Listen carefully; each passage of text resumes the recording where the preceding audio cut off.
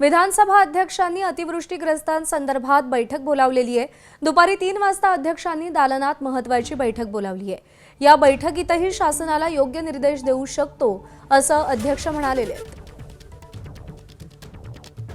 अध्यक्ष महाराज, हा शेतकऱ्यांच्या जिव्हाळ्याचा रोज शेतकरी 8 शेतकरी या महाराष्ट्रात आत्महत्या करता, हे आपल्या रस्त्यासाठी भूषणावं नाही, हे भूषणावं याचा राजकारण करता येणार नाही। अध्यक्ष महाराज, आम्हाला तुमच्याकडून अपेक्षा, अध्यक्ष महाराज, हे सरकार बोतळ झालं असेल, हे सरकार बोतळ झालं असेल, पण याला तुम्हाला सूचना द्या ना, म्हणून हा प्रश्न राखून ठेवा। ठीक आहे नानाभाऊ, मी हा ऐकलं, प्रश्न बसा. राखून ठेवा, याला उत्तर दुसरं बसा द्या बसा मला. खालती बसा खालती बसा।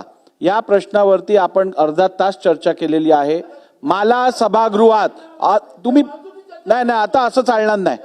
या संदर्भात 3 वाजता माझ्या दालनात मी बैठक लावत आहे। ज्या सदस्यांना आपलं मत मांडायचं असेल त्यांनी 3 वाजता माझ्या दालनात येऊन या बैठकीत सहभाग घ्यावा। प्रश्न क्रमांक 2, शेवटी प्रश्न राखून ठेवून थोडे त्यातनं काही मार्ग निघणार आहे। ते स्वतः त्याच्यावर बैठक घेत आहेत त्याच्यावर, आणि हा काही विषय आमच्याकरता राजकारणाचा नाही आहे। त्यांच्याकडे बैठक करू, अजून काय असेल ते करू, त्यातनं मार्ग काढू। चला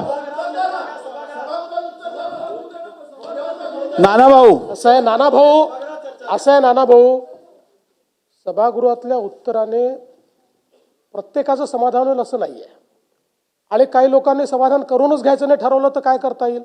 त्यामुळे मुळामध्ये नाही, आपले तंबी द्यायची गरज नाही आहे, त्यांनी योग्य उत्तर दिलेलं आहे। तथापि ऐका नानाभाऊ, अशा प्रकारचा विषय प्रश्नोत्तराच्या तासात त्याचा निर्णय होऊच शकत नाही।